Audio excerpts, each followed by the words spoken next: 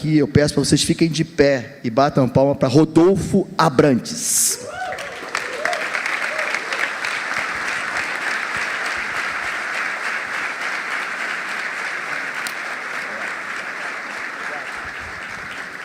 Babem de inveja, mas por muito pouco a gente não fez a sessão de surf juntos hoje, porque ele surfou antes em Santa Catarina, e aqui no Rio não tinha onda. Podem se assentar. Tivemos um papo muito legal, irmão, pelo menos para mim, não sei se para você foi. Então, essa igreja que te recebe, mas com muito carinho. Deixa Deus te usar forte, tá? Que a gente está aqui para receber de você. Eu acho que a maneira que acho que você gostou logo de cara que a gente apresentou para você o modelo do Hangout. Então, que você seja convidado agora para sentar do meu lado aqui, para a gente trocar uma ideia juntos, irmão. Irmão, deixa eu perguntar para você, antes de mais nada, o que mais me admira, Elcio, na tua jornada, é o como você fala de você mesmo, do teu passado, com muita tranquilidade. Nós homens, às vezes, a gente fica com medo do nosso passado, né? A gente bebeu, com vergonha, e você é um cara que usa isso, mas com muita tranquilidade. Você conta uma história como se estivesse lendo a Bíblia, você está lendo a sua história. Então, irmão, eu vou deixar você se apresentar. Se você faça desse microfone o que você achar que é melhor. Eu sugiro que você comece pelo velho homem, para a gente depois dar essa percorrida aqui, para chegar até você hoje, irmão. Bom, obrigado, Elcio, pelas palavras. Boa noite a todos. Amém. Prazer estar aqui com vocês. Sei que tem algumas irmãs que estão aí também. Cadê as irmãs? Dá um grito aí. Glória a Deus, Deus abençoe vocês, são muito bem-vindas. Tem mais mulher aí, não tem? Tem mulher Joãozinha aí com boné. Tem.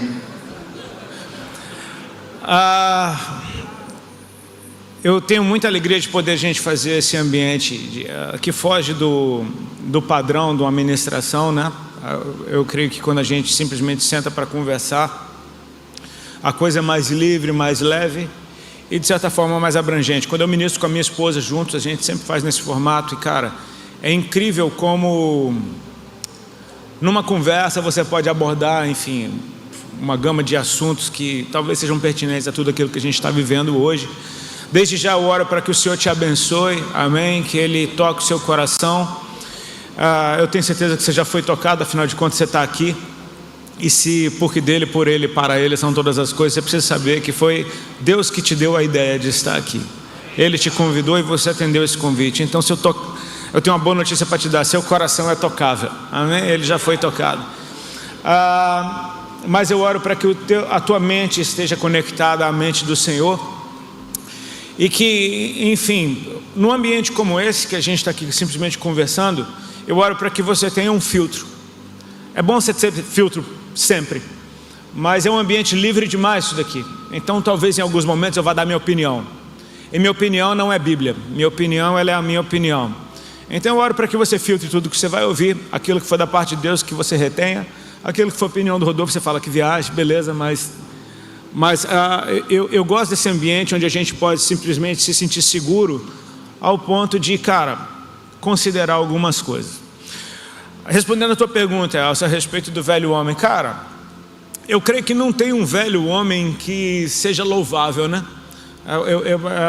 E nisso eu acho que a história de qualquer um aqui se assemelha, porque quando a gente fala do velho homem, a gente fala de uma criatura que não conhecia o Criador, de uma criatura distante do seu Criador, né? de alguém distante do que nasceu para ser, procurando por identidade. É como se eu fosse uma baqueta querendo ser um microfone e fazendo muita força para que de mim saísse um som que não é natural. Eu segui os meus sonhos. Eu sou natural de Brasília, e Brasília, eu nasci no ano de 72.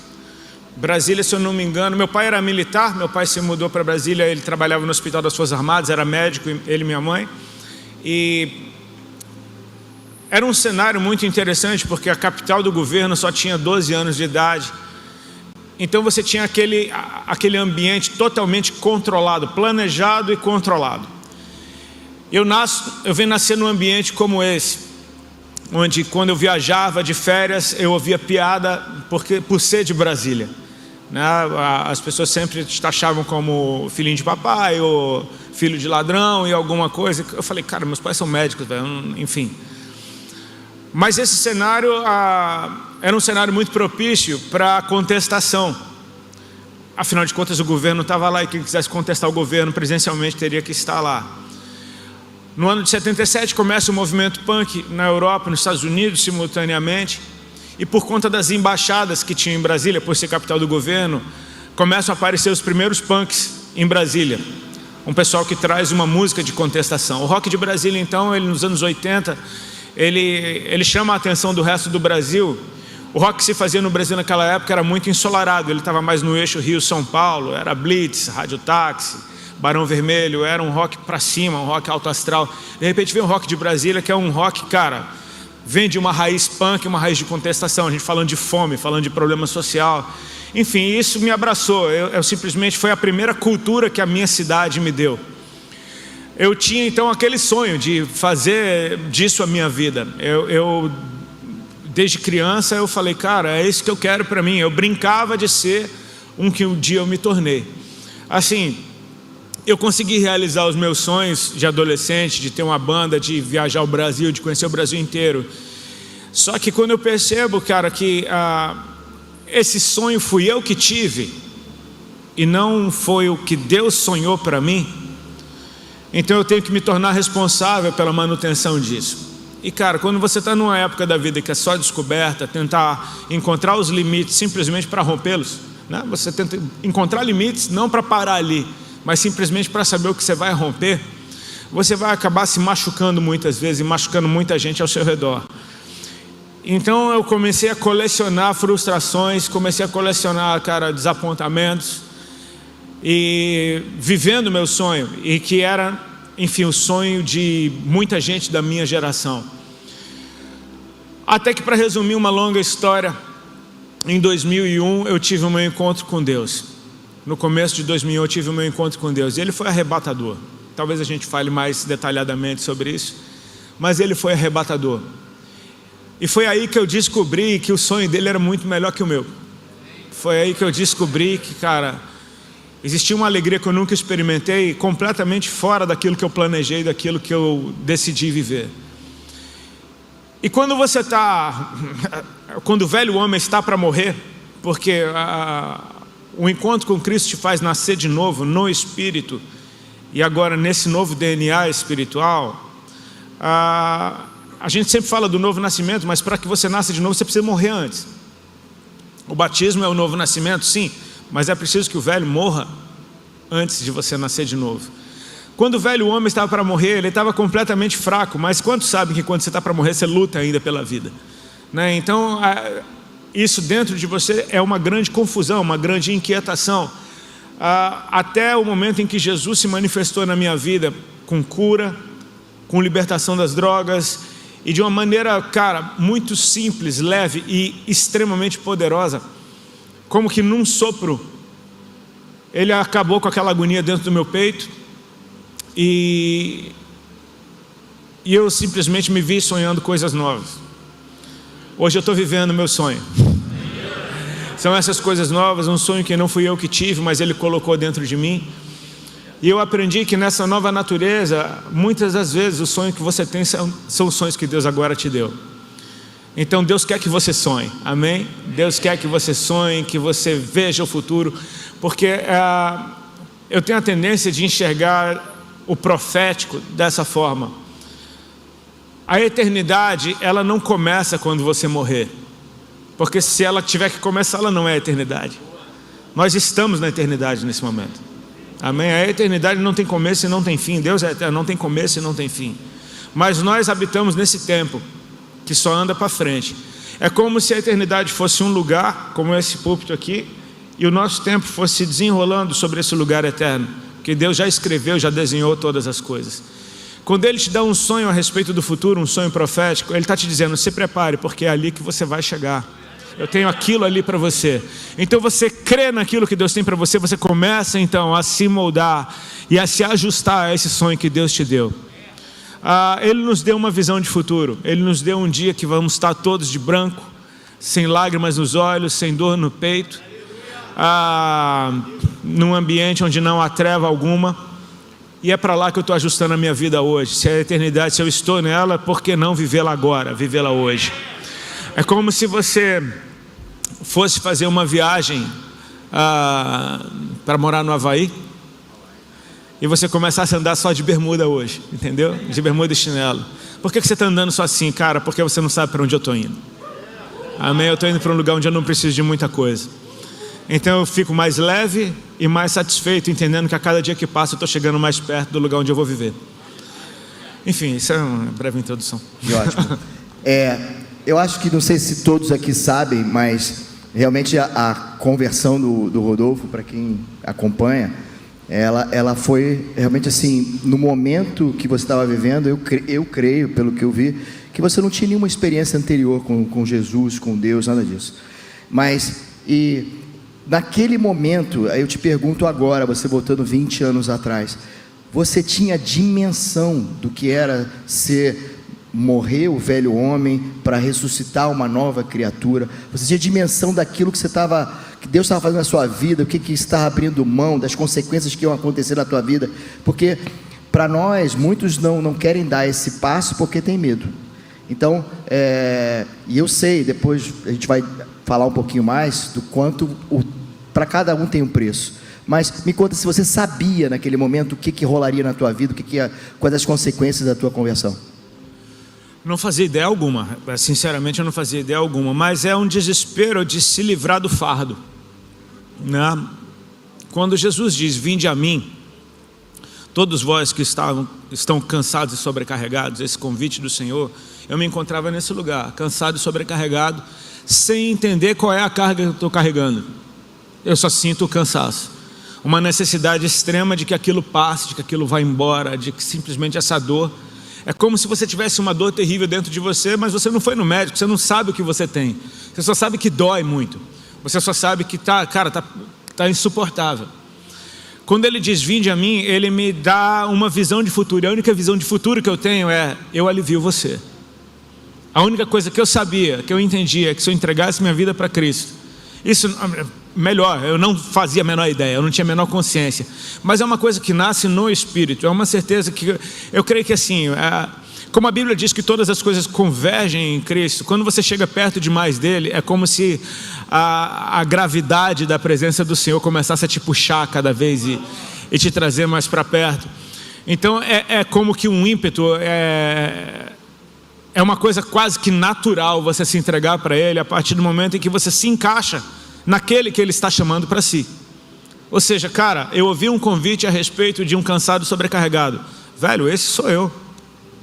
Então esse convite começa a me sugar para perto de Cristo. Foi irresistível, eu não tive forças para resistir ao Senhor. Então eu entrego a minha vida para Ele, cara, e a única coisa que eu sabia naquele momento é que o peso saiu. O peso saiu e eu pude respirar de novo. E assim, é muito pouco perto de tudo que Ele ainda vai fazer. Mas esse muito pouco no primeiro dia é tudo. Porque o alívio para quem está cansado é tudo que eu precisava. Eu nem sei o que tem depois. Ele me convida para tomar parte no jugo dele, para trabalhar com ele, para aprender com ele, para descansar nele, porque alívio é diferente de descanso. Alívio é momentâneo, mas o descanso ele é um estado, é uma condição de confiança, de você simplesmente, cara, saber, né? O alívio ele é uma experiência, mas o descanso ele é uma realidade. Se eu soubesse de tudo isso que o Senhor ia fazer, talvez eu tivesse me entregado antes. Mas eu creio que essa é exatamente a beleza de um encontro com Cristo. Ele aparece no meio da tua vida, num dia comum, talvez no pior dia de todos. Na maioria das vezes ele aparece no pior momento. Eu acho que Deus até escolhe esses momentos, porque exatamente ali você não tem força nenhuma para resistir. Sabe, eu acho lindo quando o Senhor diz: vinde a mim você que está cansado, porque eu penso, cara, o cara está cansado, e o Senhor ainda está mandando ele fazer mais uma força. Vinde a mim, ou seja, dá mais um passo. Uma coisa eu aprendi, cara, Deus é criador, amém? Ele criou todas as coisas pela sua palavra, você crê nisso? Então quando Deus fala vinde a mim, Ele acabou de colocar força dentro de você para dar espaço. Amém? Ainda que você não tenha força, quando Ele fala vem, a força apareceu, porque Ele é Criador. Ele cria o caminho, Ele cria a força dentro de você, Ele cria o acesso, Ele te dá a certeza de que há um lugar para você. Ele não está te chamando para te rejeitar, Ele está te chamando para te receber. Então você tem muita certeza através de um convite irrecusável. E cara, quando eu entrego, eu me jogo, eu não sei nada do que vai ser minha vida dali para frente, eu não faço a menor ideia, mas há uma certeza, Ele me faz bem, cara, Ele nunca vai me fazer mal. Então não interessa o que vem acontecer daqui para frente, eu quero estar nesse lugar, como foi lido aqui, onde o Senhor é o meu pastor e nada me falta. Eu acho lindo que tem aquela versão da Bíblia, a mensagem, que diz, o Senhor é o meu pastor e eu já não quero mais nada, porque eu já tenho tudo. Se nada me falta, eu tenho tudo. Se eu tenho tudo, eu não quero mais nada. Você entra num lugar de satisfação em que você entende, cara, um prato de hortaliça com Deus, Ele é um baita num banquete. Sabe, o pouco com Deus é tudo que eu precisava. E aí eu começo a descobrir que Ele é o Deus de abundância. Então assim, cara, se começou bom, essa boa obra que começou vai ser aperfeiçoada até o dia dele, né? Irmão, só contextualizando esse período do que aconteceu com o Rodolfo, eu era profissional de gravadora e era o melhor momento do Raimundos na época. O mercado fonográfico aqui no Brasil ainda não estava enfrentando a pirataria. O Raimundos, se não me engano, no primeiro disco de uma gravadora independente foi 100 mil cópias, eu acho, logo na primeira. 100 mil cópias foi rápido, né? Aí depois vendeu mais um pouco. Para vocês verem, no momento que o Raimundos estava, e normalmente o caminho percorrido por uma banda é depois que ele é lançado por uma gravadora independente, uma multinacional vem e pega a banda. Então naquela ocasião a Warner contratou o Raimundos, e no momento que ele está contando aqui desse encontro dele com Deus, com Jesus, o Raimundos estava acho que 700 mil cópias na época. A gente estava lançando ao vivo, era um CD e um DVD ao vivo. Só para vocês terem uma referência, hoje o mercado de música, que você está realmente não está mais no meio físico, mas está no meio digital, você se vender 30 mil downloads é uma coisa, mas naquela ocasião você vender 700 mil CDs, então isso na verdade para o mercado, para um artista, foi o momento mais de maior êxito da banda. Então a minha pergunta agora nesse momento, Rodolfo, é o seguinte, naquele momento, eu creio que eu te perguntei isso no almoço, eu quero que você fale aqui para todo mundo, quem foi a favor? Eu acho, na minha opinião, todo o mercado fonográfico foi contra a sua separação de uma banda, porque a gente está falando o seguinte, jogar por água abaixo o sucesso, e para nós homens aqui, como eu estou falando, é você abrir mão da sua vida material, estou falando de dinheiro, a gente está falando aqui, não é de só sucesso, mas é de sustento, e você abrir mão disso por um propósito. Então, me conta assim, teve alguém que te apoiou naquele momento? Ou você foi sozinho, você e Deus? Cara, eu e minha esposa, né? A minha casa estava comigo. Isso é o que interessa, né? A minha casa estava comigo.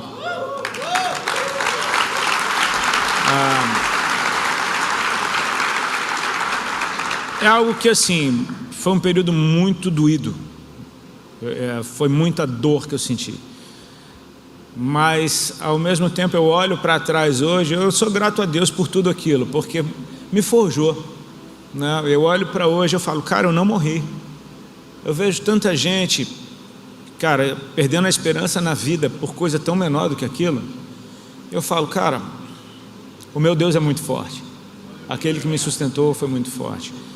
Mas eu, cara, não tem um dia que eu não agradeça a Deus pela minha mulher, porque ela na ocasião era a única que já era de família cristã, né? Sim, ela veio de uma família cristã que estava todo mundo longe do Senhor, enfim. Quando a gente fica junto, como namorados, doidos e, enfim, usuários de droga, a nossa vida começa a escangalhar e aí ela decide buscar o Deus que os pais dela buscaram quando estava tudo errado. E aí ela busca de um jeito que ela nunca buscou antes e Deus começa a responder, né? Naquela hora, essas pequenas manifestações do Senhor, elas começam a ser tudo que você tem, tudo que você se agarra. Sabe, eu não conheço Deus, mas Deus apareceu para mim e fez algo, então esse algo é tudo que eu tenho. Você se agarra nisso e você entende de uma maneira quase que inconsciente, mas o teu espírito sabe que aquele que fez, ele faz e ele fará. Então, de uma maneira doida, até irresponsável, digamos assim, eu saio da banda, porque foi no ímpeto do chamado, né? Eu não me envergonho disso. Gostaria de não ter machucado tanta gente, não ter ofendido tanta gente. Se eu pudesse escolher, eu não machucaria, não ofendia tanta gente. Mas ao mesmo tempo eu olho para o chamado de homens na Bíblia, como o senhor falou, que não tem diferença alguma de nós. Eu me lembro que, por exemplo, eu ficava perguntando para Deus quando eu estava sofrendo oposição, todo mundo me odiando, me xingando, enfim, um peso do caramba, porque era parecia que era o mundo inteiro contra mim.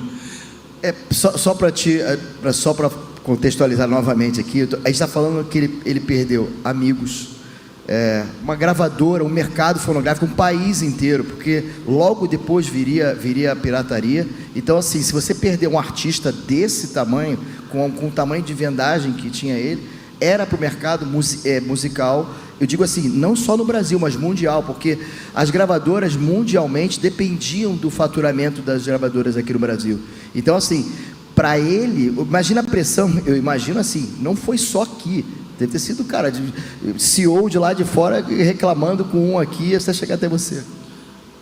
É assim, quando você começa a perceber que a coisa toma uma proporção que vai além, eu começo a participar de reuniões de oração dentro da minha casa, eu, minha esposa e umas 4 senhoras que oraram por nós. Então isso começa a ser um lugar onde Deus começa a revelar seus segredos. É o lugar onde eu fui curado, foi naquela sala daquela casa. É o lugar onde, cara, a gente começa a ler a Bíblia. É o lugar onde a gente começa a falar de Deus, a gente começa a ter reuniões. Então tem algo acontecendo no secreto e ninguém sabe do que está acontecendo, e de repente o secreto se manifesta. Bum, cara, eu sou cristão, eu estou entregando minha vida para Deus e eu quero ser exclusivo. De repente o secreto ele explode e você não sabe qual é a reação do que está ao teu redor. Talvez eu não fizesse a menor ideia da dimensão que isso fosse tomar, mas a cada dia uma notícia nova chegava. Era de repente a MTV fazendo uma enquete com os artistas sobre o que eu tinha feito. E aí eu vejo Lulu Santos falando de mim, eu vejo Lobão falando de mim, eu vejo Charlie Brown falando de mim, eu vejo Jota Quest falando de mim, eu vejo Pato Fu falando de mim, eu vejo todo mundo falando de mim, ninguém está falando bem. De repente eu vejo os fãs falando de mim, todos estão me odiando. Eu vejo os caras da banda falando de mim, todos estão me odiando. Eu ligava a rádio e a Jovem Pan fez uma paródia de uma música nossa, e essa música ficou em primeiro lugar na Jovem Pan por quase um mês. Se fosse na época de hoje, tu foi cancelado geral. Não, completamente. Não tinha internet, mas o fato de não ter internet piorou, porque na internet a coisa dura uma semana. Ela é intensa, é um bombardeio intenso, mas é uma semana. Naquela época não tinha internet, então assim, uma revista lançava uma matéria, demorava um mês para ter outra matéria em cima daquela.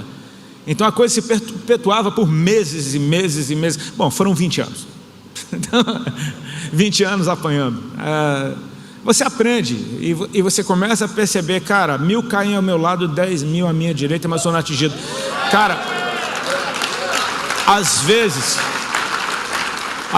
a gente percebe, como é que eu suportei isso? E a resposta foi Cristo que suportou isso. Você estava coberto por Ele.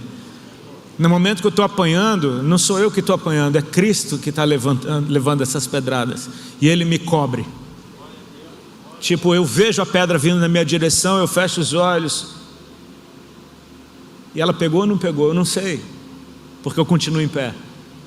É Cristo levando as pedradas no meu lugar. Ele falou, cara, se eles me odiarem, eles vão odiar vocês. Não é de vocês que eles estão falando, é de mim. É de mim. Então eu preciso entender, cara, que assim, não fui eu que fui forte para resistir isso tudo. Eu tenho um Deus muito forte que me protegeu, porque em qualquer outra situação eu sozinho teria morrido. Que você estava falando, eu estava lembrando eu acho que o Roger do Ultraje, ele te fez uma pergunta e você educadamente respondeu para ele na boa, assim. Ele te perguntou assim: mas Rodolfo, me diz uma coisa, o teu Deus, ele não gosta de música? como se dissesse assim, cara, eu não posso, como se você estivesse não gostando mais de música. Aí você deu uma resposta que eu achei, vou deixar você falar ela para ele. Ele me perguntou qual era o problema que Deus tinha com Raimundos. E aí, sabe aquela hora que Jesus escreve com o dedo na terra? Quando a mulher pega em adultério e está diante dele, eu acho que Jesus está ganhando tempo, só para perguntar, pai, o que é que eu falo para esses caras aqui agora? Porque, enfim, eu posso dar uma resposta minha ou eu posso ouvir o que Deus tem para dizer, sei lá. Eu orei ali naquela hora, e aí, Senhor? Né? Então eu disse para ele, cara, em primeiro lugar, Deus não tem problema com nada, porque nada é problema para Deus. Né? Deus não tem problema, Deus não tem rival, Deus não tem competidor. Cara, o inferno inteiro pode se juntar, nem rela no trono dele, não consegue chegar porque é luz. Enfim, mas nós temos problema com a vida que a gente leva. Aí a música que eu fazia era a trilha sonora da vida que eu vivia. Depois de eu ter feito as pazes com o Digão, eu percebi que eu não tinha problema algum com Raimundos. O meu problema era com a vida que eu vivia. E a vida que eu vivia tinha uma trilha sonora. Então, assim, a minha vida mudou, a trilha sonora da minha vida mudou naturalmente. Então, hoje eu tenho uma nova trilha sonora. E não me interessa, assim, eu não sei, a maioria das pessoas encara a música como entretenimento, e eu creio que também é. Mas para quem faz música, música é coisa séria demais. Enfim, a música ela penetra em mim de tal forma que eu não consigo ouvir música, eu não ouço música. Eu não tenho fone, eu não tenho Spotify, eu não tenho. Porque, cara, se eu for ouvir música, eu vou ter que parar tudo. Agora, música feita ao vivo, por exemplo, a música feita na igreja, se eu estiver no restaurante e tem alguém tocando, isso me suga para dentro, porque música para mim é coisa séria. Eu não consigo simplesmente fazer uma coisa porque é legal. Eu tenho que fazer uma coisa que, cara, que seja vida, que seja verdade, que seja o meu coração jorrando aquilo. Naturalmente, a minha vida mudou, minha trilha sonora também. Quando a gente estava para almoçar hoje, eu e o Cadu, a gente estava indo para te buscar, e a gente estava falando, né, que a gente fez um comparativo entre a tua conversão e a de Paulo, né? Você precisava de um boot na máquina para você segurar essa rebordosa, porque como foi Paulo, né? Se Paulo não tivesse aquele reset dele, ele não conseguiria dar sequência. Então, assim, realmente para você precisava disso, porque imagino como deve ter sido você estar preso ao teu passado, e, cara, normalmente é um passado de luxúria, mas é um passado de muita... As coisas estavam muito próximas a você. A gente sabe como um artista, no estágio que você chegou, as coisas vêm muito rápido, né? Drogas, grana, mulher, imagino que deve ser para um homem, isso aí é perdição total. Então você tinha que dar essa resetada mesmo, dar um boot na máquina para você começar tudo de novo. Sem dúvida, assim, o que acontece é que quando você está no meio artístico, você conhece muito bem, isso, digamos, na indústria do entretenimento, porque isso serve para atletas, para qualquer pessoa que, enfim, seja conhecido. Ninguém te diz não, entendeu? Não tem não, você não se diz não. É muito difícil você se impor limites. E eu não tinha muito juízo, então eu estava sempre tentando estourar com os meus limites. É uma coisa que você se perde muito fácil, você perde a mão muito fácil.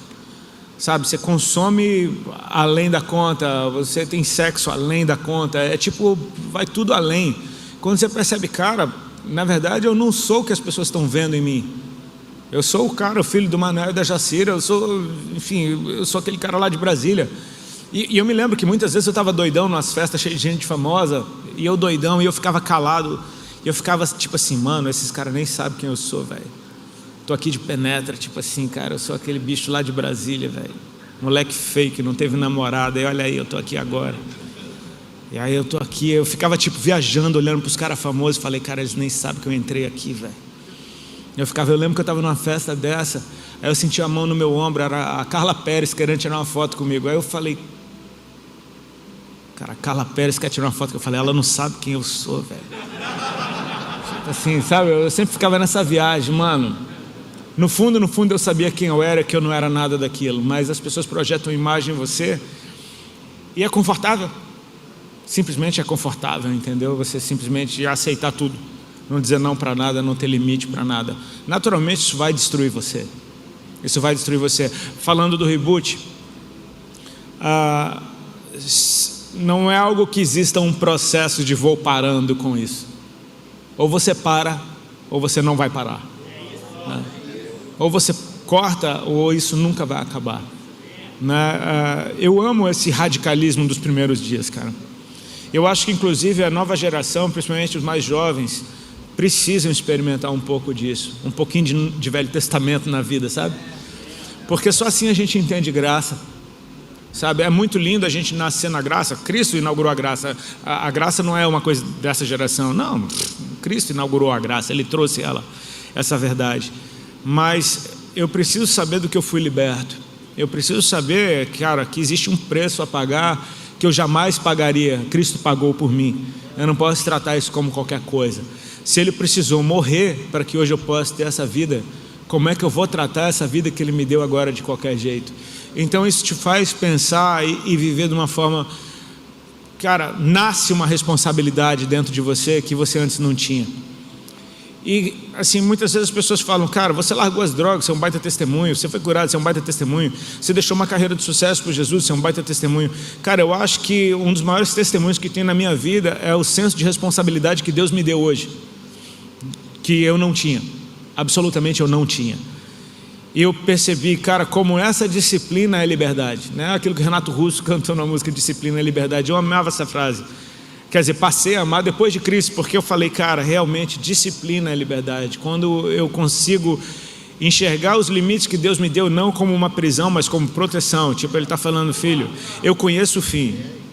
Sabe, eu canso de falar isso para a galera mais jovem. Quando Deus te diz não faça isso, não é Ele querendo simplesmente exercer poder sobre você ou querer cortar sua onda. Não, Ele é um ser eterno. E um ser eterno conhece o fim de todas as coisas. Então, o que é mais fácil, matar um monstro gigante ou matar um monstro quando é novinho, quando está dentro do ovo? Ele olha para aquele começo e ele fala: não faz isso, porque eu sei onde isso vai dar. Você não faz ideia, mas confia em mim, isso daqui não é um caminho bom. Se eu tiver um pingo de humildade e confiança em Deus, eu aceito o não dele como uma proteção e como prova do seu amor por mim. Então eu vou lidar muito melhor com esse não, entendendo que dizer não é liberdade. As pessoas acham que ser livre é dizer sim para tudo. Cara, quem diz sim para tudo não escolheu nada. Quem diz sim para tudo não tem liberdade alguma. É simplesmente um fantoche na mão de qualquer informação que te puxe para qualquer lado. Quando eu aprendo o poder do não e como ele me faz bem, cara, eu vou passar muito mais tempo dizendo não, porque se eu escolho, eu não escolho qualquer coisa. Então eu vou ter que dizer não para um monte de coisa para poder aceitar uma ou outra. E assim a gente caminha.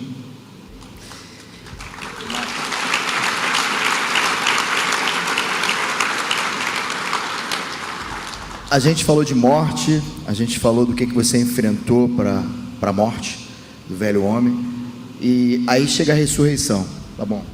Você está um dia, você aceitou Jesus, só que, tal como Paulo, você tem tudo na tua cabeça, né? Como é que você lidou com o estereótipo? Eu agora sou crente, mas eu tenho gíria de punk, eu tenho gosto tinha um vício que um batismo não cura rapidamente, né? Como é que foi lidar com isso, né? Como é que foi o novo Rodolfo? Pô, agora eu sou crente, imagina, e naquela época, 20 anos atrás, a igreja não é tão, vamos dizer assim, aberta como hoje, vamos chamar assim. Como é que você lidou com essas coisas? Porque isso para nós, homens, é importante, porque muita gente entende que no batismo você mergulhou, e Deus faz uma mágica em você, e que você sai um novo homem. Na verdade é um processo. Nenhum de nós aqui, por mais que seja dolorosa, por mais que seja impactante, tem sim o passado. Você não teve amnésia, está tudo na tua cabeça, né? Você tem amizade, você tem pensamento, você tem gosto, né? Como é que foi lidar com esse antes e depois? Cara, o que Cristo faz na nossa vida, a parte dele, realmente é um milagre. Assim, Ele me tirou de um charco de lodo e de um poço de perdição. Olha o cenário. E colocou os meus pés sobre uma rocha e firmou os meus passos. A velocidade que isso acontece, né? Ele me tirou do império das trevas, e me transportou para o reino do seu Filho amado. Cara, isso é um milagre que só Ele faz. A parada agora é a gente aprender a viver nessa nova natureza. E esse processo eu vou viver pro resto da vida.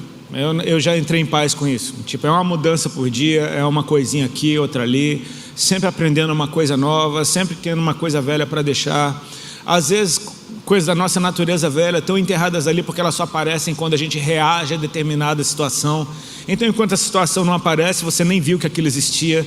De repente, você, diante de uma situação, sai uma coisa de você que você fala: eita, isso ainda estava aqui, cara. Então você tem a oportunidade de se sondar e de se consertar na presença de Deus.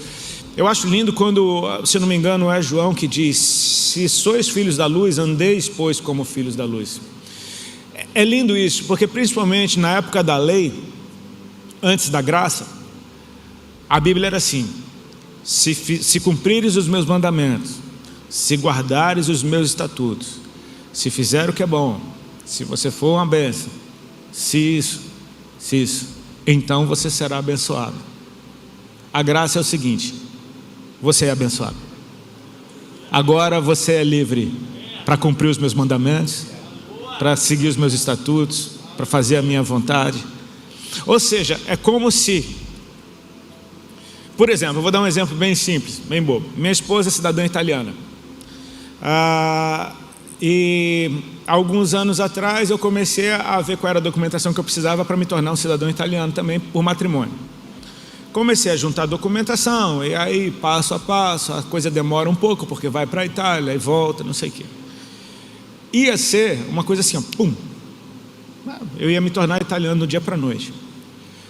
No meio desse trâmite apareceu uma lei em 2018, Decreto de Salvini, na qual essa nova lei dizia que para obter cidadania por matrimônio, você tem que prestar um exame de conhecimento da língua italiana de nível intermediário.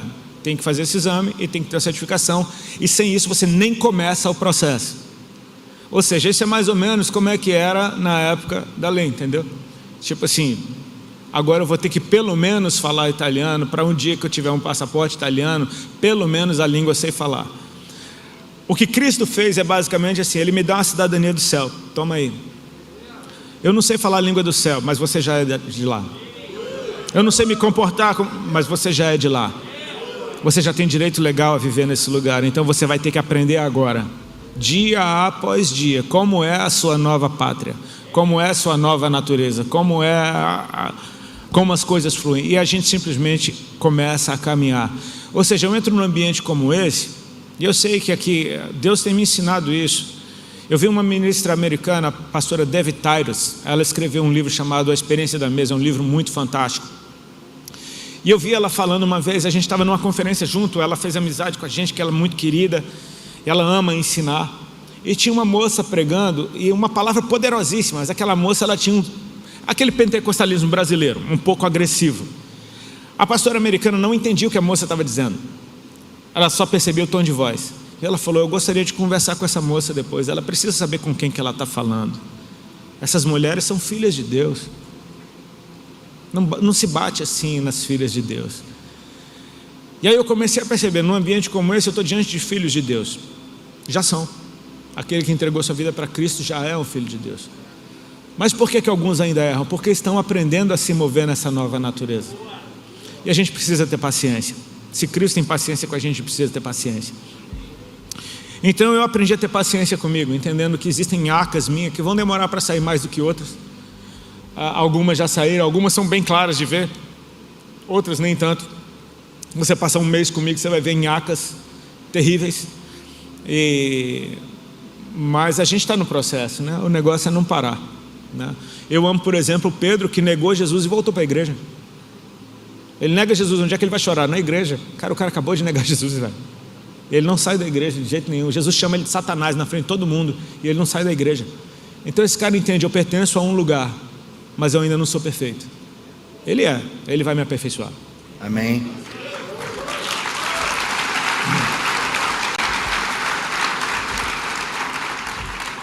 A gente falou de caminho percorrido, e aí, se a gente pegar lá na Bíblia, pela cronologia, né, a aceitação de Paulo como cristão até demorou até um tempo, né? Até mesmo para os cristãos, porque esse cara matou geral. No teu caso, no mundo novo que você estava aparecendo para você, você enfrentou desafio assim mesmo em igreja mesmo? Você chega, os caras te olharem de lado, ou foi assim, te aceitaram abertamente, foi fácil de você caminhar? Teve as duas coisas, teve as duas. Cara, foi só pedreira na tua vida, hein, velho? Teve as duas coisas, porque o que acontece, é uma coisa muito legal que aconteceu, mas tem um detalhe. Ali no começo dos anos 2000, teve uma safra de artistas se convertendo, que muitos não deram bom testemunho, nem permaneceram, só trocaram de carreira. E de repente eu aceito Jesus nessa safra. Então eu sou mais um oportunista, mais um cara que está vindo na igreja atrás de sucesso, atrás de um novo público. Se as pessoas fizessem essa conta, eu percebia que não fazia sentido, porque eu tinha uma carreira de sucesso. Minha carreira não acabou para depois eu procurar outra. Não, eu não procurei carreira nenhuma. Eu deixei uma e fiquei sem nenhuma. A real é essa. Só que ao mesmo tempo tem um detalhe bem interessante, cara. No final dos anos 90, o Brasil estava vivendo um baita de um avivamento na área do louvor. O que aconteceu em Belo Horizonte foi um baita avivamento no Brasil na área do louvor. O Dan Duque, aquele pastor americano que mentoreou pastor Antônio Cirilo, David Keelan, Ana Paula Valadão, Ricardo Robortella, Judson de Oliveira, Nívia Soares e tantos outros. Cara, o que aconteceu nesse grupo de oração foi um avivamento que escoou para a nação brasileira. E é interessante Deus fazer algo tão espiritual em algo que é arte, e de repente artistas começam a se converter como um fruto desse avivamento, né? Eu começo a perceber isso. Existia essa desconfiança. Só que o fato de ter deixado a carreira por Cristo deu um certo crédito. Tipo, a igreja falou, cara, esse cara não sabe nada de Deus, mas ele fez um treco que só um doido faz. Tipo, ninguém faz isso em perfeito juízo. Então começaram a me convidar, vem aqui contar a sua história, deixa a gente entender. E eu sei que em muitos lugares onde eu chegava lá para ser testado. Claramente, a igreja me testando, tipo, os caras assim, qual é a desse cara? Todo tatuado, enfim. Não era como hoje que tem internet. Hoje que você convida alguém para a igreja, você sabe a roupa que esse cara usa, você sabe a versão da Bíblia que esse cara usa, você sabe se ele é bíblico, se ele não é, você sabe se é uma baita de uma viagem, você sabe quem você está convidando para a igreja. As pessoas hoje me fazem essa mesma pergunta: você sente rejeição em alguns lugares? Claro que não, porque quem me convida sabe o que está levando para dentro da igreja e você convida com honra. Mas naquela época não, tipo, um jovenzinho que ouvia Raimundos de cantinho na igreja, viu que o cara se converteu, fala pro pastor dele, vamos chamar aquele cara pro grupo de jovens. Pastor, quem é aquele doido? Não sei, tipo, então ficava todo mundo numa desconfiança. E você sente que existe isso, né? Mas assim, isso não me feria de forma alguma. Não me feria porque eu sabia que se eu estivesse no lugar deles, eu também teria alguma dificuldade de aceitar. Vem cá, meu irmãozinho, você está novo convertido. A maioria das coisas esmagadoras que ele fala de Deus são abobrinha, porque ele ainda não conhece Jesus, cara. Ele acabou de ter um encontro. O encontro é real, o encontro provocou algo dentro dele, mas não é hora de ensinar nada para ninguém, é hora de aprender. É hora de você, cara, humildemente sentar e ouvir. E quando você for falar, fala do que você experimentou. Eu amo os evangelistas da Bíblia. Sabe, o Filipe que encontra Natanael e fala, olha a grande teologia de Filipe. Encontramos aquele de quem Moisés e os profetas escreveram, Jesus de Nazaré, filho do José. Acabou, cara, não sei mais nada dele, é isso que eu sei. Mas eu sei onde ele está. Vem e vê, né? É a mulher na beira do poço de Samaria que chega na cidade depois do encontro com Cristo e fala, encontrei um homem que me disse o que eu tenho feito. Será ele porventura o Messias? Cara, eu não sei nada, mas eu sei que eu encontrei. Então assim, a gente vai, é o cego que foi curado por ele e pergunta, quem te curou? Não sei, eu estava cego na hora, pô. Não sei quem me curou, mas depois eu vou conhecê-lo, né? E assim, o testemunho ele já é poderoso o suficiente para pelo menos botar uma pulga na orelha de quem está ouvindo, porque faz as pessoas perguntarem, será? E quando você pergunta será, você começa a procurar, e se você procurar, você vai achar. Então assim, eu louvo a Deus pela natureza do meu chamamento, digamos assim, da forma como Ele me alcançou, porque Ele fez um rebuliço na minha vida quando eu estava no auge, e cara, goste ou não, as pessoas ficaram sabendo. Com o tempo elas saberão, né? Existem pessoas que passaram anos me odiando até terem o seu próprio encontro. De repente, tudo aquilo que elas ouviram agora faz sentido, porque vai testificando. Eu me lembro que teve uma igreja nos Estados Unidos que eu fui ministrar, a primeira vez que fui ministrar fora do Brasil. Eu fui a Boston e fui ministrar numa igreja lá, e o pastor, presidente da igreja, estava viajando, deixou um pastor no cargo lá cuidando da igreja, e de repente chego eu lá para dar um testemunho na igreja. Ele olha para mim de cima e embaixo, falou: vem aqui na salinha. Aí, isso antes do culto começar. Ele chegou: você aceitou Jesus? Eu falei: sim. Ele batizou? Eu falei: sim, claro, pastor. Ele falou: eu vou te dar 15 minutos, tá? Eu falei: tá bom. Eu falei, já na primeira igreja que eu fui, tipo, a primeira lapada que eu tomei foi essa. Eu falei: Senhor, vamos lá, 15 minutos. Subi e contei a minha história. Imediatamente o pastor subiu, me abraçou e me pediu perdão diante da igreja. Falou: cara, desculpa, eu não te conhecia, eu estou aqui na América há muito tempo, não sei de tua história, sem nada. Enfim, eu olho para um cara todo tatuado desse, quem é esse doido que está vindo aqui? Enfim, eu não sou nem o pastor da igreja, eu estou aqui. Ele falou: me perdoa. Ele falando isso na frente de todo mundo. Ele falou: me perdoa, queria que você voltasse aqui um outro dia para você falar mais tempo. Eu falei: poxa, que legal. Teve um pastor em Portugal que eu fui, isso já faz menos tempo, mas foi a primeira vez que fui ministrar em Portugal. E eu chego lá, era uma igreja de portugueses mesmo, e o irmão que me levou falou: Rodolfo, o pastor quer almoçar com você. Só que eu percebi que ele estava meio preocupado. Eu falei: mas está tudo bem? Ele falou: cara, assim, os portugueses são um pouquinho diferentes da gente, eles são muito na tora, E ele falou que ele precisa te conhecer para você poder pregar na igreja dele. Se ele não te conhecer antes, você não vai pregar não. Eu falei: tá bom? Eu falei: bora. Aí ele: tá bom? Eu falei: tá bom, beleza, vamos almoçar. Chegamos lá, era um portuguesão, um senhor grandão assim. E o cara super querido olhou para mim: Rodolfo, paz do Senhor, queria te conhecer, que bom que você atendeu o meu convite, vir para o almoço. Ele: então, eu marquei esse almoço porque eu preciso te conhecer, senão você não prega na minha igreja. Tipo assim, na tora. Ele falou: você já pregou em Portugal? Eu falei: não. Ele falou: então você vai ouvir isso muito, ministro brasileiro não tem boa fama aqui. Já foram muitos casos da gente ter que arrancar o microfone da mão dos caras. Ele falou: um amigo meu de Lisboa, ele só estava na cidade do Porto, ele falou: um amigo meu de Lisboa, eu ofereci para você ir lá, falou: tem um ministro brasileiro vindo aqui, você quer que ele vá na tua igreja? Ele falou: tu conhece? Ele falou: não conheço quem trouxe. Ele falou: então não quero. E ele só queria me conhecer. E eu falo: cara, eu acho que esse zelo, ele não é mal, sabe? Eu acho que essa desconfiança, ela não é má. Paulo enfrentou isso,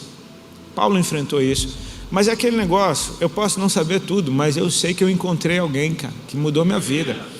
E sabe, esse encontro, ele é real, é um momento eterno. Eu tenho até ministrado sobre isso, da gente aprender a compartilhar não simplesmente a informação, mas a experiência, de levar as pessoas ao lugar do seu encontro, porque aí o encontro se torna deles.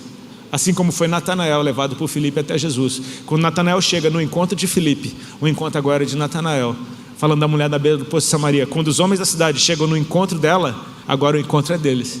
Então, se a gente compartilha a nossa experiência, a gente passa a bola para Jesus. É Maria vindo até Jesus dizendo: acabou o vinho. Ele falou: não tenho nada com isso. Então ela vai, leva os servos até Jesus e diz: faça tudo o que eles disser. Ela pediu uma direção, ele não deu, mas eles vão pedir e ele vai dar.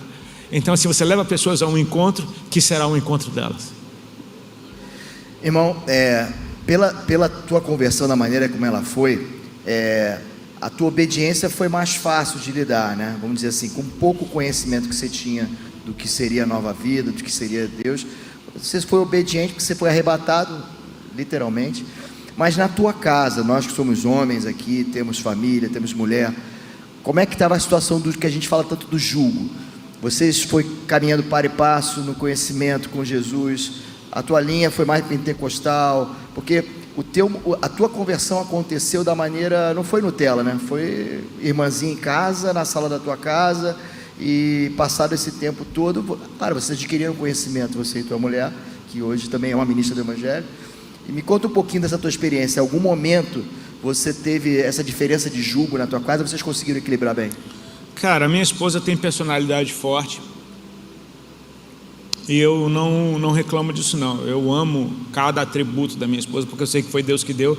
Enfim, cada dia eu amo mais cada atributo dela, mas ela tem personalidade forte, gaúcha, família italiana, então, cara, eu sou nordestino, família de paraibano, então, velho, é faísca pura.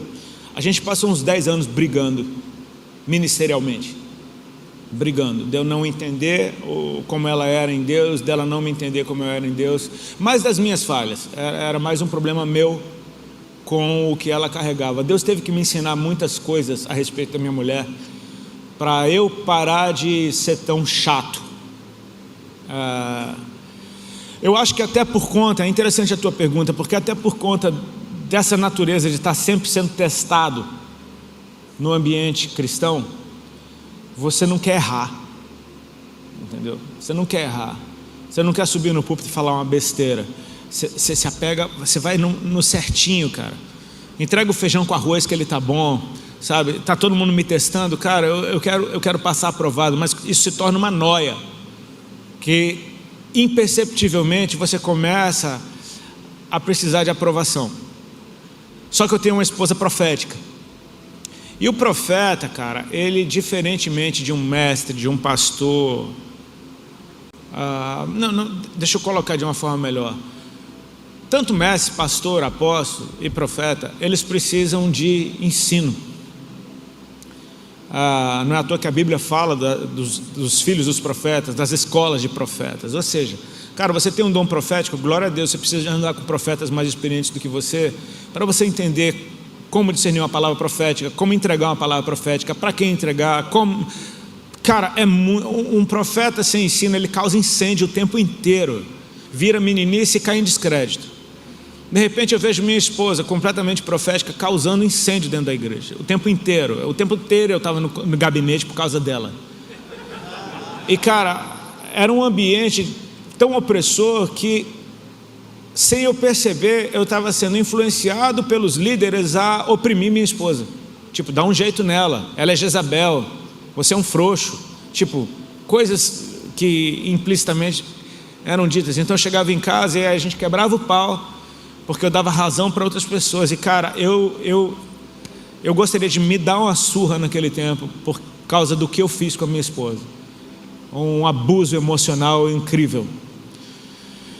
E aí, nas nossas brigas, a Alice sempre falava: você precisa pedir para Deus te mostrar como é que Ele me vê. Ela falava isso no meio do choro. Eu sempre achando que ela era infantil demais, imatura demais, causando problema o tempo todo, parece uma criança, sempre fazendo sujeira, e tipo, eu agoniado com aquilo. E aí de repente, um belo dia, a gente está numa conferência profética lá em São Paulo, com um profeta americano chamado Kevin Liu, um cara como poucos que eu já vi, um cara, ele podia enfileirar 100, e assim, o cara é bizarro, ele tem um dom bizarro, realmente uma coisa. E ele estava ministrando sobre algumas pessoas, e a gente estava lá em cima do altar, e de repente ele vira para Alexandra, ele para na frente dela, e ele começa a rir, e ele fala: o Senhor me mostra você criança. Ele fala: e você está sempre falando, e falando, e falando, e falando, e falando, e falando, e falando, e falando, e ele não parava de falar, falando. Ele falando em inglês, claro, e o pessoal traduzindo. E nisso a igreja toda começou a rir, porque falou: cara, o cara é profeta mesmo, velho. Nem conhece a Ali, já sabe que ela é assim mesmo. Fala, fala, fala, fala, fala, fala, fala, fala, fala. E nisso a Ali começou a chorar, tipo, cara, Deus está falando comigo, né? Ele sabe quem eu sou. E aí ele vira para ela e diz: e você está sempre metido em problema. Nisso eu já todo ali religiosão falando: fala Deus, fala Deus, alguém me ajuda. Fala, Senhor. E a Alice chorando, e aí ela já estava agora chorando humildemente, tipo assim: é verdade, eu estou sempre metido em problema. E aí ele fala para ela assim: assim te diz o Senhor, eu aceito o que o homem rejeita. E ele ficou repetindo isso, tipo: eu não tenho problema com você, eu não tenho problema com quem você é, eu aceito o que o homem rejeita. E de repente eu fico com aquela cara de tacho, tipo assim, velho. E depois disso eu tive uma experiência com o Senhor. Eu acordei de manhã, sabe aquele estado que você está meio dormindo, meio acordado? Eu não sou o cara da visão, não tenho muita visão, não. Deus fala muito comigo em sonho, mas em visão assim não tem. Só que naquela hora que você está meio dormindo, meio acordado, eu de repente acordei de manhã e falei: Senhor, como é que o Senhor vê a Ali? Do nada. E cara, de repente eu tive uma visão do Jesus clássico, aquele clássico cabeludo, com barba, muito bonito, com a roupa muito colorida, muito cheia de tecidos, em cima, num parque, como que em cima de um morro de grama, com um céu muito azul atrás dele, e ele tinha nos braços uma menininha, devia ter uns 3 anos de idade, e eu vi que era a Ali, de trancinha no cabelo, com um sapatinho de boneca, meia branca, vestido de festa, e ele fazia cócegas nela, e ela ria para ele, ele ria de volta, não precisou falar nada. Eu comecei a abraçar a personalidade da minha esposa, e foi bizarro o que aconteceu no meu casamento, tipo, de falar, cara, quer dizer que isso não é um problema, eu é que não estava enxergando o tesouro que eu tenho, né? E aí você começa, é aquele negócio, cara, se junta com Deus, sabe? Assim, a parábola do filho pródigo, ela tem um detalhe muito interessante, porque ela é uma sequência de parábolas que Jesus está falando o mesmo assunto, a alegria do pai de ter de volta aquilo que era dele e estava perdido. É a parábola da ovelha perdida, da dracma perdida e a do filho que se perdeu. Só que diferentemente das outras, quando todas terminam, chamou os amigos e vizinhos dizendo: alegrai-vos comigo porque eu achei o que era meu e estava perdido, a parábola do filho pródigo vai além, aparece o filho mais velho. E o filho mais velho está revoltado, não quer entrar em casa, porque ele não entende o amor do pai pelo mais novo. Ele diz: esse teu filho gastou todo o teu dinheiro com prostituta, eu estou aqui trabalhando a vida inteira, você não me deu nem um cabrito para curtir com meus amigos, isso não é justo. E o pai fala: é justo que nós nos alegremos pelo teu irmão que estava perdido, estava morto e ressuscitou. Tudo que eu tenho é teu, é justo que nós nos alegremos. O que é que o pai está falando para o mais velho? Vem comigo, você precisa ver como eu vejo, sentir como eu sinto, amar como eu amo. Quando a gente consegue, enfim, se conectar com Deus e experimentar o que está no coração dele em relação ao outro, fica muito mais fácil de amar o que a gente não entendia e de perceber, cara, para ele é tudo, para ele é importante, é a alegria de um pai de ter de volta aquilo. Cara, o pai nunca perdeu nada. O lindo é isso, Deus deu o seu filho único para que todo aquele que nele crê não pereça, mas tenha vida eterna. Deus nunca perdeu o seu filho. Deus deu porque é dele, ele pega de volta. Deus nunca perdeu o seu filho, ele deu e teve de volta. Jesus nunca perdeu a sua vida, ele entregou, e ele diz: eu tenho o poder de entregar a minha vida e tomar ela de volta. Aquilo que a gente entrega para Deus, a gente não perde. Até o jovem rico, quando chega diante de Jesus e pergunta o que eu faço para dar a vida eterna, Jesus fala para ele: vai, vende tudo que tens e dá para os pobres. Você não vai perder, você vai dar. Não é a respeito de você falir, é a respeito de você dar tudo para os pobres. E terás um tesouro no céu. Cara, você não perdeu nada, você só transferiu valores, só fez uma transferência de um banco para o outro. É seu. Agora, eu te pergunto, os bens daqui, eles têm preço. Quanto vale um tesouro? Num lugar onde a traça não corrói, o fogo não queima, o ladrão não rouba. Então tudo aquilo que eu dou na presença de Deus, eu entrego, nunca deixou de ser meu, porque eu só posso ter aquilo que eu posso dar, né? Tem uma coisa muito engraçada que aconteceu quando eu entreguei minha carreira. O dia que eu saí do Raimundos, eu saí da gravadora, passei em casa, peguei a Ali, a gente foi para um culto, que eu precisava ouvir Deus falar comigo, porque eu estava desesperado. Tipo assim, eu estava chocado. O que é que eu acabei de fazer, cara? Eu fiz uma burrada da vida. Meu Deus, preciso ouvir Deus confirmar isso. Cheguei na metade para o final do culto, não entendia nada que o pastor estava falando. E, cara, estou desesperado, o culto acabou, eu não consegui pegar uma frase que fosse para mim. Eu falei: cara, fiz besteira, Deus não está no negócio, enfim, vou ter que me retratar. De repente Deus tomou o pastor em palavra profética. Ele entregou uma palavra para uma irmã, eu fiquei: Deus fala comigo. Ele apontou para o meu lado. Quando ele apontou para o meu lado, eu levantei a mão, ele falou: não, é o irmão que está do lado. Aí eu falei: mano, não era para mim. Eu desanimei, falando assim, para fazer uma história curta. De repente, cara, eu tô lá chorando, olhando para o chão, tipo, desesperado. Cara, o que eu fiz, cara? E aí eu ouço o pastor falar assim: irmão Rodolfo, assim te diz o Senhor, da mesma forma que você cantava para o mundo, a partir de hoje você vai cantar para mim. E não te preocupa que daqui para frente quem te sustenta sou eu. Eu vou te dar novas letras, novas melodias. Fica na minha presença. O que eu quero dizer com isso? Olha que interessante. À tarde eu entreguei a minha música. Eu dei, eu não perdi. À noite eu recebi ela de volta.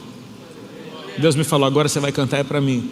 Você não vai parar de cantar, você só cantava para o mundo, agora você vai cantar é para mim. Então você percebe que, cara, quem entregou a sua vida para Cristo não perdeu a sua vida. Muito pelo contrário, você ganhou a vida. Agora que você tem vida. Porque se você pode entregar para o dono. Irmão, passado o storm, passado o swell, o mar acalma, o mar fica tranquilo. A gente, quando lê a Bíblia, a gente lê a história de homens, né? Eu fico lendo, por exemplo, Judas. Se Judas tivesse pedido perdão, ele seria o maior homem da história, talvez. Saul, se tivesse, não. Então, assim, quantos homens não tiveram a chance de voltar ao passado e reconhecer, pedir perdão? Nessa tua caminhada desse tempo aí, de 20 anos, você está aqui hoje, presente, é um novo homem, você tem entendimento, Deus está contigo em tudo que você faz. Já te deu vontade de voltar ao passado e reconsiderar alguma coisa que você fez, de pedir perdão por alguma coisa que você não fez? Cara, isso acontece o tempo todo, de querer... porque assim, o fruto não é só arrependimento. Arrependimento tem frutos, né? Frutos de arrependimento. E sim, volta e meia eu lembro de pisadas na bola que eu dei. E para Deus eu já pedi perdão, mas eu gostaria de encontrar essas pessoas com quem eu pisar na bola e poder, enfim, dar a eles essa liberdade de saber que eu lembro que esse alívio. O Digão, que você falou que é teu brother, foi. Talvez você até contou que não partiu de você, mas você sentiu na hora no coração de... Deus passou 20 anos trabalhando no meu coração para aquele dia, né? Eu sou humano e quando começaram os ataques, cara, eu fiquei muito revoltado. Tipo assim, eu desejei o pior, sabe? E sempre em conflito, porque eu adoro um Deus que não me deu opção que não seja perdoar. Então assim, te vira para perdoar. A Bíblia ela me ajuda, mas principalmente nesses momentos, porque eu via pessoas que passaram por esse tipo de situação e, cara, não tem uma situação humana que não esteja ali, né? Então isso me ajudava a perceber, cara. Tinha um versículo que me confortava muito do Sermão do Monte, quando Jesus diz: bem-aventurados sois vós, quando vos perseguirem, injuriarem e mentindo fizerem todo mal contra vocês. Grande é a sua recompensa, porque fizeram isso com os profetas que vieram antes. Então eu falava, cara, isso está acontecendo comigo. Então quer dizer que existe uma recompensa se eu permanecer. Então eu vou permanecer, eu não tenho escolha. O perdão ele não nasce de uma hora para outra. Ele pode até acontecer, mas comigo foi um processo, né? De você, cara, ouvir certas coisas e falar, eu quero matar. Aí você fala, cara, mas Deus me mandou perdoar. Aí você adora Deus, entra na presença, você sobe a lugares altos onde simplesmente esse tipo de sentimento não consegue entrar junto. Então você fala, cara, eu já não quero mais matar, eu quero que morra, mas eu não quero matar. O tempo passa, você trabalha, você fala, olha, já nem quero mais que morra, mas só que fique muito triste, enfim. E você vai até o ponto que você fala, cara, que bom seria se isso tudo passasse, né? Que bom seria. Aí você começa a desejar o bem. Aí pronto, é um processo. Eu chamo isso do caminho da volta. Eu vi uma pregação no Americano falando sobre isso, o caminho da volta. Mais uma vez falando da parábola do filho pródigo. Cara, aquele filho mais novo, ele pisou na bola horrivelmente com seu pai. E o que é que seu pai fez? Preparou o caminho da volta. Como é que é o caminho da volta? Guarda a aliança, engorda o bezerro. O dia que ele voltar, eu quero estar pronto para que ele seja recebido com todo amor. Deus passou 20 anos trabalhando no meu coração para o dia que o Digão me ligou.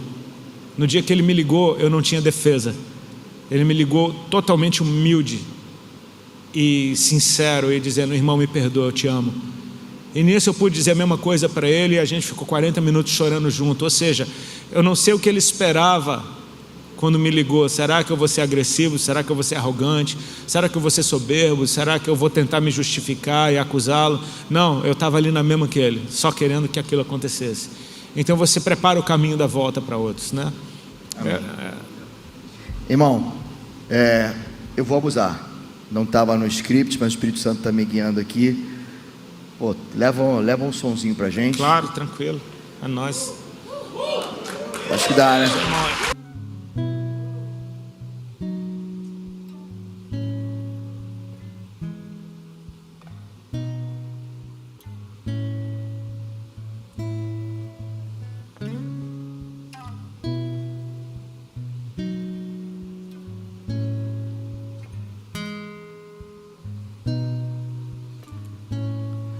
Dá-me ouvidos pra ouvir, dá-me olhos pra ver, um coração pra sentir teu espírito que me chama. Dá-me ouvidos pra ouvir, dá-me olhos pra ver, um coração pra sentir teu espírito que me chama. Eu bem que tentei ficar igual, sonhando com o sol em plena luz do dia, dormindo enquanto a vida acontecia.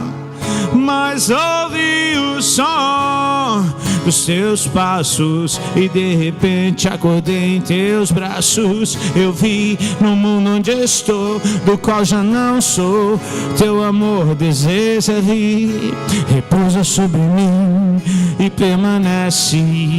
No frio das trevas me aquece, me faz no dia mal vencer. Minha alma é saber, o verbo encarnou, se fez humano, sendo divino, veio a nós e nos chamou para ser como Ele é. Dá-me ouvidos pra ouvir, dá-me olhos pra ver, um coração pra sentir teu espírito que me chama. Vem, vem, dá-me ouvidos pra ouvir, dá-me olhos pra ver, um coração pra sentir teu espírito que me chama. Deixa o vento passar pra ver o que continua, o que ainda está no lugar. Espera a noite passar, pois a vida continua, só quem procura pode achar. Como um bom toca-disco, o caminho é old school. Achei um tesouro jogado no lixo. Marcos antigos era o nome do livro, escrito por quem foi o que hoje eu sou.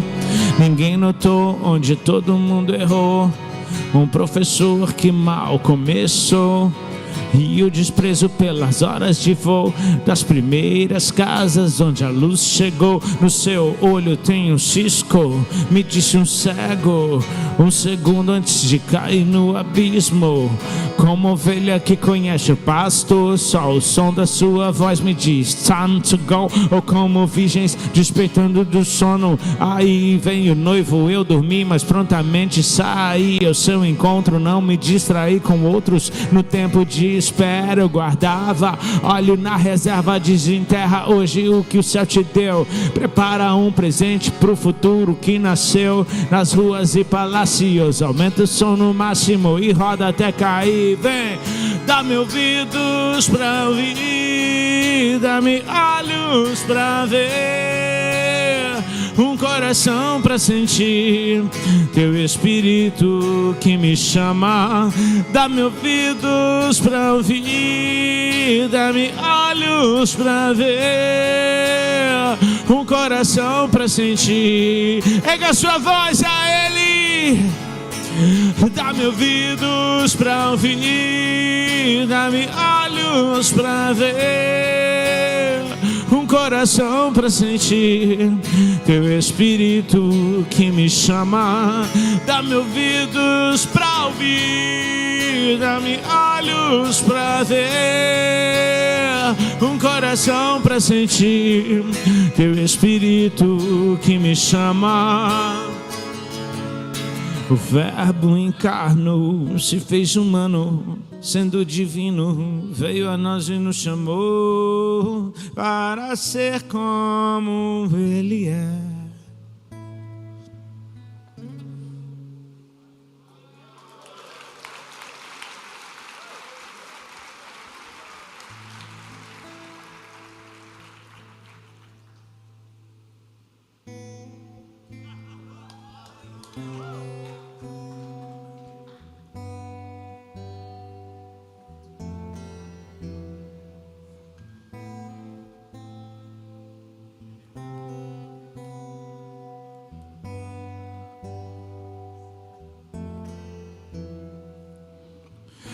Teu calor sobre mim é como o sol quando insiste em me acordar, como esses montes ao meu redor.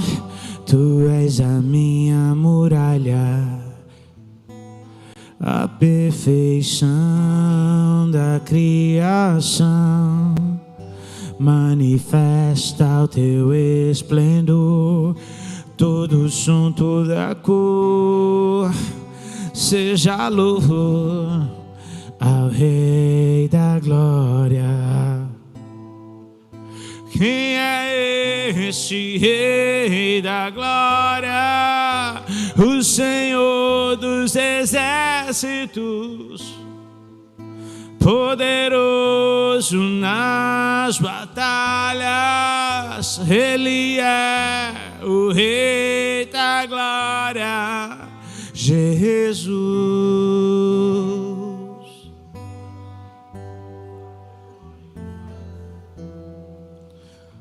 O teu convite diz que há um lugar pra mim. O teu amor me fez inocente, e se do barro em tuas mãos sai algo bom, o que dizer da obra terminada? Esse prazer que tu tens em mim me dá prazer em te deixar contente. Meu tempo é hoje, não está longe, o dia que será pra sempre. Quem é este Rei da Glória? O Senhor dos exércitos, poderoso nas batalhas. Ele é o Rei da Glória. Quem é este Rei da Glória? O Senhor dos exércitos, poderoso nas batalhas. Ele é o Rei.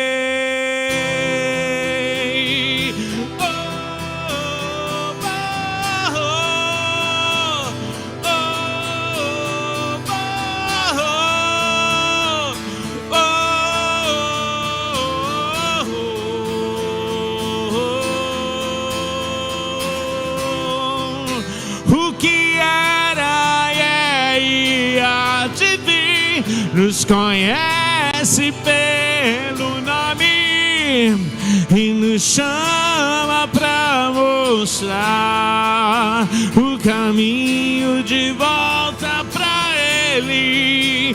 O que era e há de vir, nos conhece pelo nome e nos chama pra mostrar o caminho de volta pra Ele. Vem! O que era e há de vir, nos conhece pelo nome e nos chama pra mostrar o caminho de volta pra Ele. O que era e há de vir, nos conhece pelo nome e nos chama pra mostrar. Porque dele e por Ele, para Ele são todas as coisas, e eu também sou seu. Porque dele e por Ele, para Ele são todas as coisas, e eu também sou seu.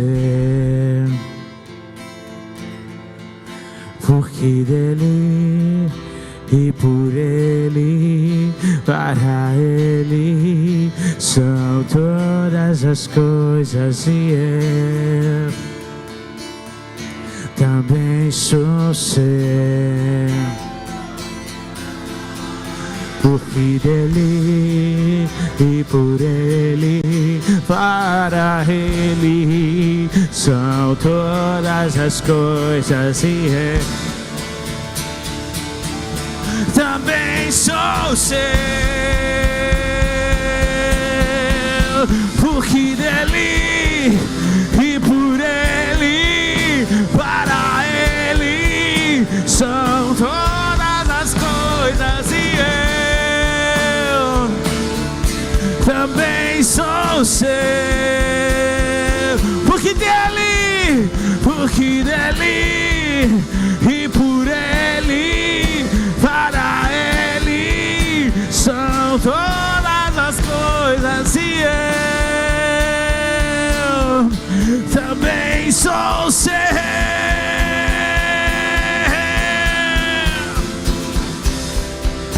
O que era e há de vir nos conhece pelo nome e nos chama pra mostrar o caminho de volta pra Ele.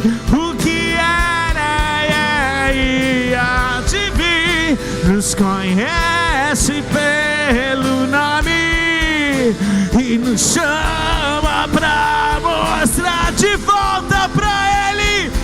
Erga sua voz.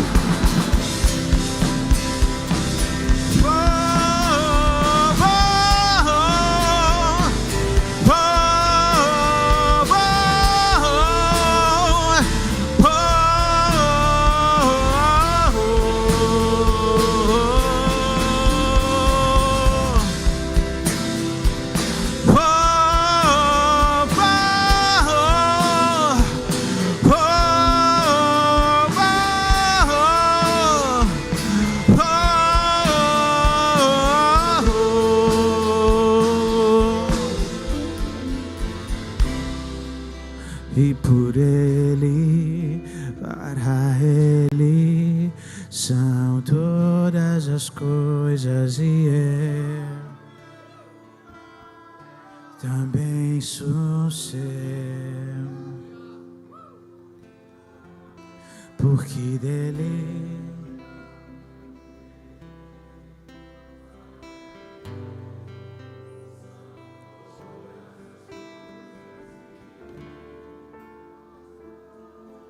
também sou seu,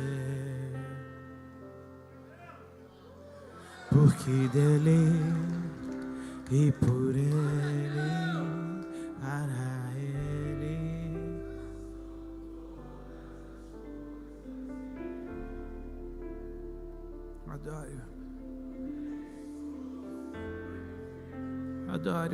Adoro com essas palavras, porque dele e por Ele.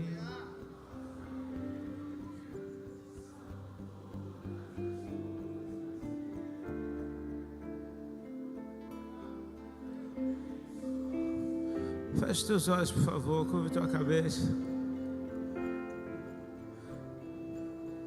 Essa é a raiz, a adoração.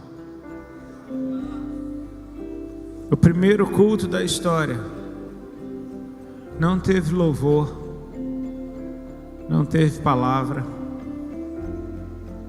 só teve entrega. Caim e Abel se derramando diante dele.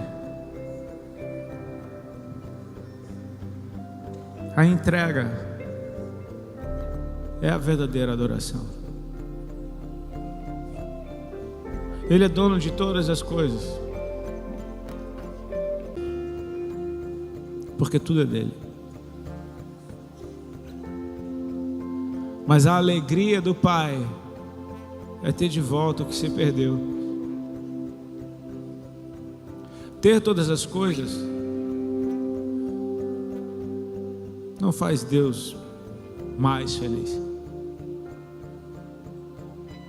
mas ter de volta o que era dele Isso provoca festa no céu.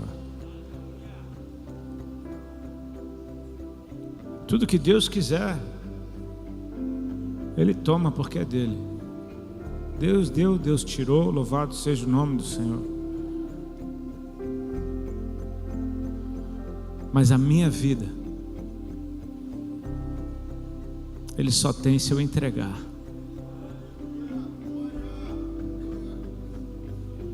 Eu não sei como você se sente diante da realidade de que nessa hora você pode ser a razão de uma festa, num trono assentado no mais alto lugar, que contempla tudo e todos e sabe cada detalhe de cada um, e mesmo assim nos ama e nos quer, porque os seus olhos são luz. Aí você pensa, como Deus pode amar alguém como eu, que faz tanta coisa errada? Deixa eu te dizer uma coisa a respeito dos olhos do Senhor: eles são fogo, e onde a luz chega, resplandece nas trevas, e as trevas não têm poder contra a luz. Sabe o que acontece quando Deus olha para você? A luz dele faz com que ele veja aquilo que ele plantou de bom dentro de ti. E ele sabe de tudo que você carrega de bom aí dentro, porque foi ele que colocou. A raiz da adoração é a entrega. Eu me entrego a Ele quando eu reconheço quem Ele é. E ao reconhecer que Ele é santo, eu reconheço que não sou e preciso dele para ser santificado. Ao reconhecê-lo como justo, eu reconheço que não sou e preciso dele para ser justificado. Ao reconhecê-lo como puro, eu reconheço que não sou, mas preciso dele para ser purificado. E você não sabe o bem que faz voltar à sua forma original, ao que ele desenhou desde o princípio. Portanto, nessa hora, eu gostaria de orar por você que está aqui dentro nessa noite e foi atraído de uma maneira extraordinária para um ambiente como esse. Um momento de compartilhamento, onde nós compartilhamos não simplesmente informações, mas experiências. Eu quero te levar ao Deus que eu conheci, a esse lugar onde Ele está, interessado em você, pronto para começar uma obra que nenhum outro pode fazer igual. Esse é o meu Deus, de braços abertos, esperando seus filhos voltarem para casa. Se há alguém aqui nessa noite que reconhece, eu preciso entregar minha vida para Jesus hoje, cara, eu já quero te pedir, sai do teu lugar e vem aqui na frente do altar que eu quero orar por você. Se tem alguém que entende, eu preciso entregar minha vida hoje, glória a Deus. Tem alguém vindo aqui? Tem mais alguém?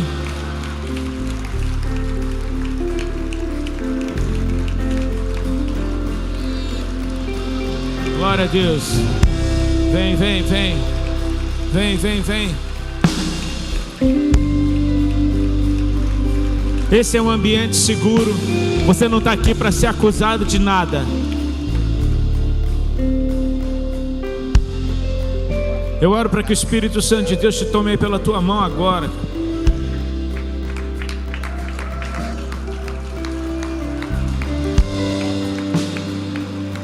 É tempo de entender.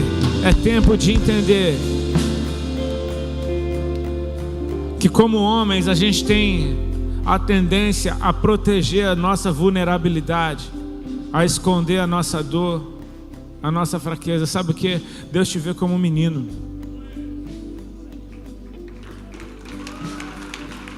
A visão que Deus me deu naquele dia a respeito da minha mulher, eu descobri que Ele me vê assim também, um menininho nos seus braços, onde eu posso chorar à vontade.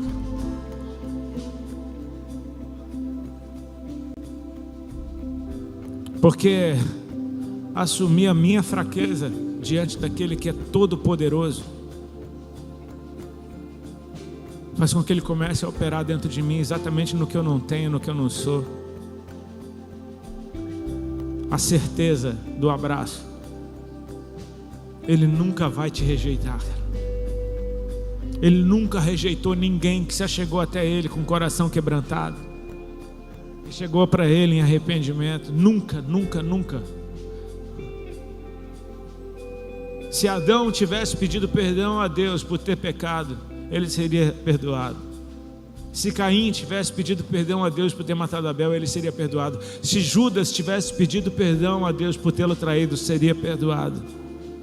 Não há ninguém que chegou diante dele arrependido e não recebeu o seu perdão. Eu te encorajo, se você ainda está resistindo aí no seu lugar, cara, eu insisto, sabe por quê? Porque Jesus disse que uma alma vale mais do que o mundo inteiro. E talvez seja essa a razão dessa noite estar acontecendo. Talvez seja essa a razão de eu ser me trazido lá de Santa Catarina hoje, só para falar isso para você. Que Ele sabe, Ele se importa, Ele te quer de volta em casa.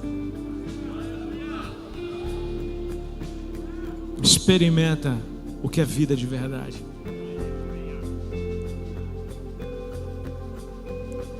Vem, meu irmão. Aí.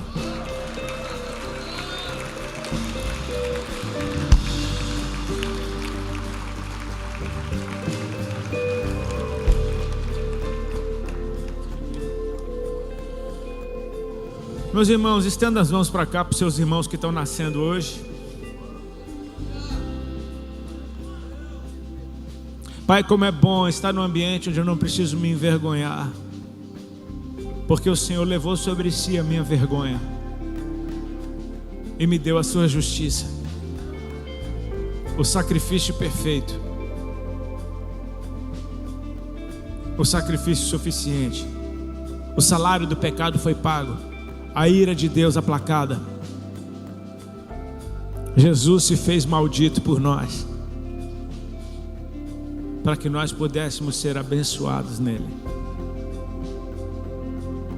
Portanto, Senhor, nós somos testemunhas desses filhos voltando para casa hoje. E nós queremos aprender com aquela parábola, nos juntando a Ti, nos alegrando junto contigo, por causa dos nossos irmãos que voltaram para casa. Que o Teu Espírito Santo encontre lugar dentro deles e faça morada. Que não seja só uma visitação, mas que eles sejam habitação do Senhor. Eu oro para que a partir de hoje essa boa obra que começa venha a ser aperfeiçoada, e de glória em glória nós somos transformados. Eu oro para que a cada dia algo novo seja colocado aí dentro de cada um deles, uma porção Tua, do Teu amor, da Tua presença. Eu oro para que esse Espírito Santo que traz a confiança venha sobre cada um deles, e que eles sejam homens em sua plenitude, integrais, com todas as suas propriedades. Eu oro para que o Senhor visite o passado deles. Não há impossível para Deus. Deus pode visitar o seu passado agora e tocar naquele trauma e curar o seu coração para você ser livre hoje. Deus pode visitar a sua criança, quem você era, e te fazer livre hoje. Simplesmente se entregue completamente. Que o sangue de Cristo derramado naquela cruz venha sobre cada um de vocês, lavando completamente os pecados, as vestes, e despertando a consciência de que a conversão é um processo, e nós precisamos abraçar o processo. A obra dele já foi feita, já está consumada. O que Jesus pode fazer por ti, ele já fez. Agora você se entrega cada dia mais. Que assim seja, em nome de Jesus.